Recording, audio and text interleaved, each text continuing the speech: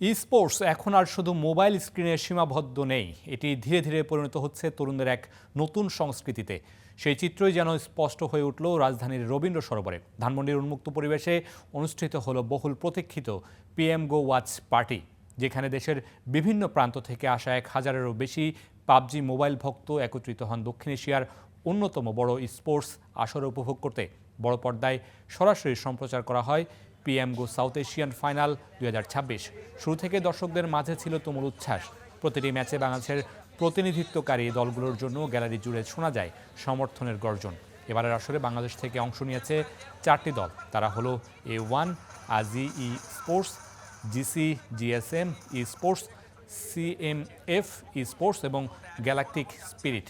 শুধু ম্যাচ দেখা নয়, পুরো আয়োজন জুড়ে ছিল ভিন্নধর্মী উৎসবের আমেজ। আসরের ম্যাচগুলো সরাসরি সম্প্রচার করা হচ্ছে পাবজি মোবাইলের অফিসিয়াল ফেসবুক পেজে ও ইউটিউব চ্যানেলে।